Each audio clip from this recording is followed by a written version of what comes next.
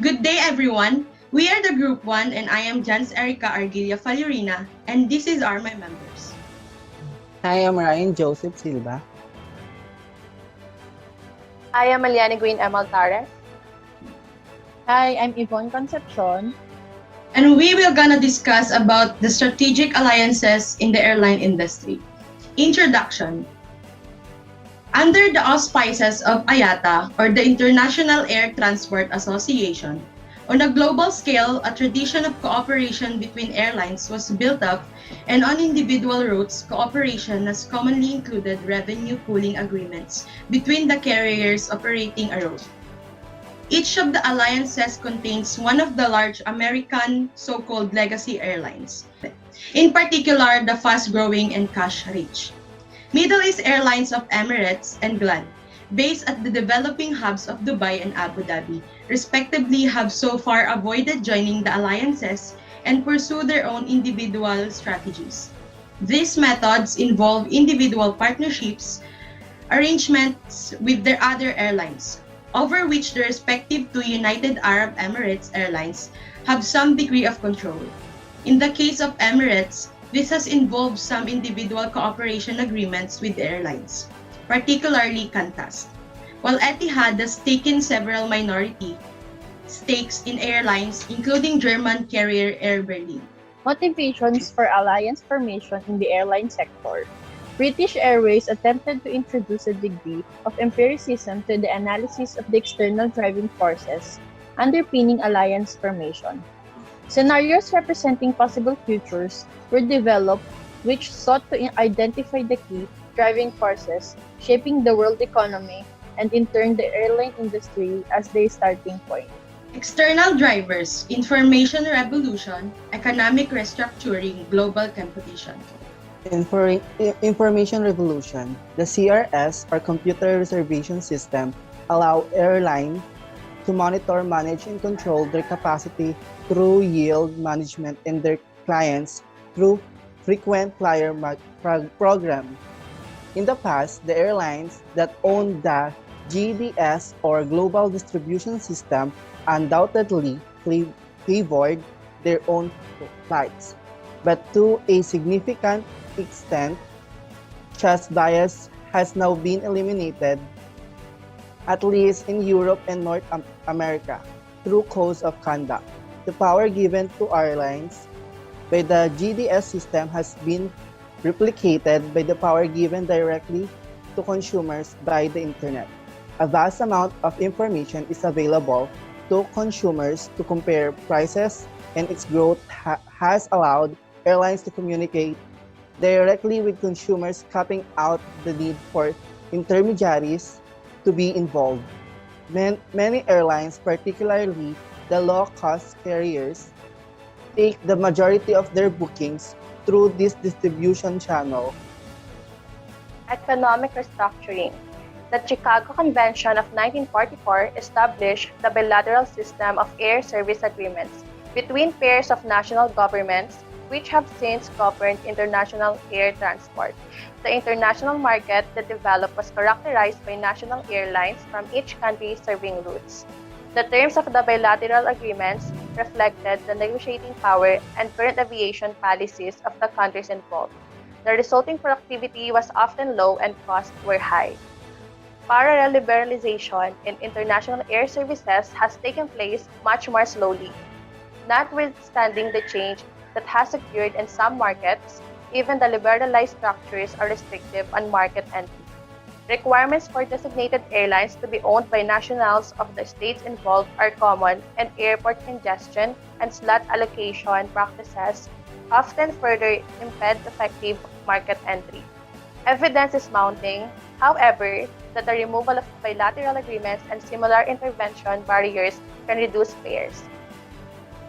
The European Union's Third Air Transport Package, for instance, sets no limit on the stake a union national or a union airline can hold in an airline registered in another European Union state. With limited expectations, however, non-European Union investors cannot hold a majority stake in any European Union airline. In the United States, foreign shareholdings of up to 49% of equity under certain circumstances, and 25% of voting stock is possible. Although, the US government also imposes an ad hoc control test to determine whether the foreign shareholder would substantially influence decision making irrespective of equity held. Liberalization, privatization, foreign ownership, and transnational mergers will have a major impact upon the future structure of the airline industry, but many regulatory and ownership barriers remain in force worldwide. Global competition. Global competition is clearly well advanced in industries such as motor vehicles, pharmaceuticals, soft drinks, and more recently financial services, but is a more recent phenomenon in the airline business, having been restricted by regulation. In an influential article, Levitt argues that advances in communication and transportation, technological, and increased worldwide travel have homogenized world markets with consumer worldwide, increasingly demanding the same products and exhibiting similar preferences. Global competition. Global competition is clearly well advanced in industries such as motor vehicles, pharmaceuticals, soft drinks, and more recently financial services, but is a more recent phenomenon in the airline business, having been restricted by regulation. In an influential article, Levitt argues that advances in communication and transportation, technological, and increased worldwide travel have homogenized world markets with consumers worldwide, increasingly demanding the same products and exhibiting similar preferences. In such an era, the strategic imperative is for business to achieve the economies of scale and scope that the global market affords and produce standardized products sold through a standardized marketing program. However, such a standardized approach have been increasingly questioned, and the need to recognize the differences between local market conditions has been stressed.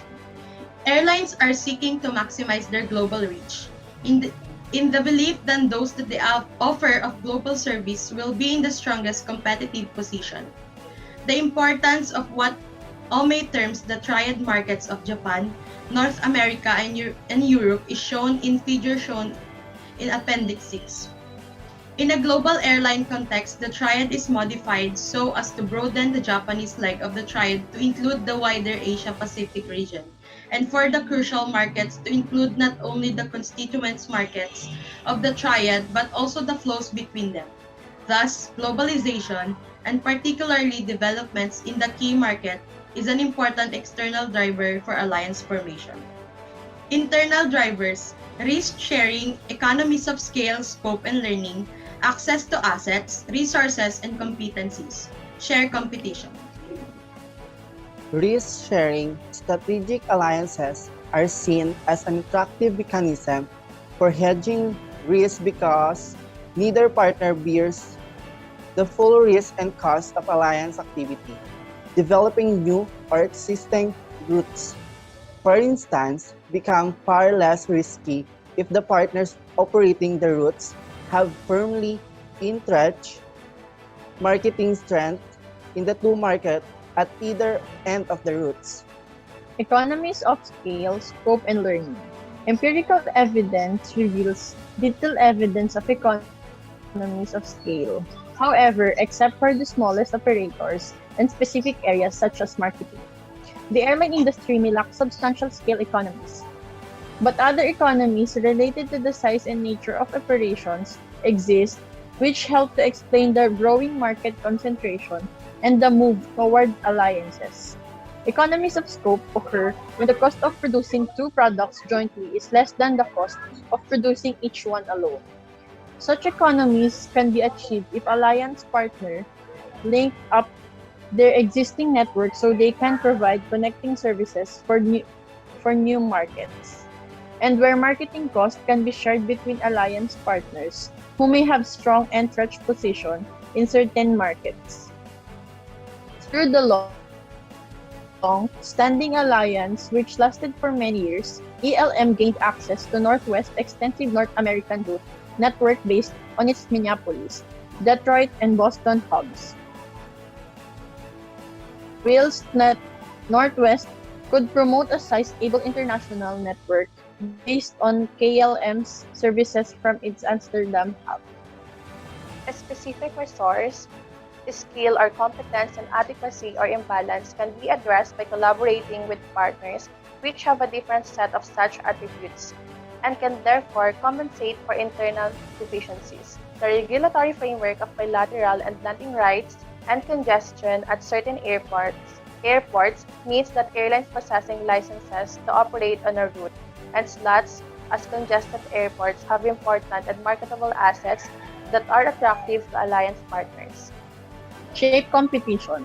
Smaller, relatively weak airlines may view alliances as the only viable way in which to compete with larger, more sophisticated rivals. The purchase of a 40% share of Sri Lankan Airlines in 1948 by Emirates Airlines, for instance, can be viewed as part of a defensive alliance strategy aimed at retaining international competitiveness through allying with a commercially stronger rival. Yung the long-standing na lang. The long-standing operating alliance between British Airways and American or on transatlantic The long-standing operating alliance between British Airways and American on transatlantic routes as part of the wider One World Alliance is an example of such an offensive positioning. Considerable time and effort may be expended in developing the structure and scope of an alliance. The unique nature and operating environment of the airline sector dictates that alliances must be structured around diverse requirements. Determining the structure and scope of an alliance requires detailed consideration of issues across the broad spectrum. Evaluation of alliance performance. Despite these evident measurement obstacles, several writers have attempted empirical studies of alliance performance primarily through examining the factors leading to the termination of alliance arrangements. First, not all alliance terminations can be viewed as failures since in some cases, they may have been intended as interim transitional arrangements. Second, not all ongoing alliances can necessarily be viewed as being successful, since inertia or high exit costs may provide an explanation for their continuation. Taking a more pragmatic approach to the evaluation of alliance success, Mackler suggests that four basic criteria should be fulfilled first. First, not all alliance terminations can be viewed as failures since in some cases they may have been intended as interim transitional arrangements. Second, not all ongoing alliances can easily be viewed as being successful, since inertia or high exit costs may provide an explanation for their continuation. Taking a more pragmatic approach to the evaluation of alliance success, Mackler suggests that four basic criteria should be fulfilled. First, that the alliance must add value to a participant. That is, it must be worth more the company to enter into an alliance than to undertake a venture on its own. Second, that the participant must be able to learn something from collaborating with partners. Third, a participant must be able to protect its own competencies even while interacting with the alliance over a continuing period of time. And fourth, the firm must retain flexibility and not be over-reliant on any one partner. Airline alliance success and failure example. Supposedly bolstered by equity stakes include Air Canada, Continental Airline, Scandinavian Airline System, Continental Airline, and Sabina. Air France highlights the lack of stability in the airline's strategic alliances. Airlines forming alliances now have higher expectations from their alliances than was previously the case, and are becoming more willing to cancel agreements and enrich partners if agreements do not perform. Both airlines were loss-making and feared absorption by larger competitors, but the failure to cement an alliance highlight the uniquely political nature of the airline sector. The airline alliance between KLM and the American airline Northwest dating from 1989 could claim some success, at least in part, since it demonstrated uncharacteristic sustainability and appears to have been revenue enhancing for the two partners. Notwithstanding the financial success of these strategic alliances, cultural differences, and personal incompatibilities between the two parties repeatedly threatened to force them apart. American route network, based on its Minneapolis, Detroit, and Boston hubs, whilst Northwest could promote a sizable international network based on KLM services from its Amsterdam hub. Incumbent suppliers have more information on the market being served and can tailor their services to specific customer needs, whereas new entrants would have to sink resources to acquire such information in order to win market share. Alliances allow the information to be gained from existing suppliers. Again, this is Group 1. I am Jans Erica Arguilla Faliurina. I am Ryan Joseph Silva. And I am Aliana Queen Emil Taras. And I'm Yvonne Concepcion. Thank you guys for listening. Bye!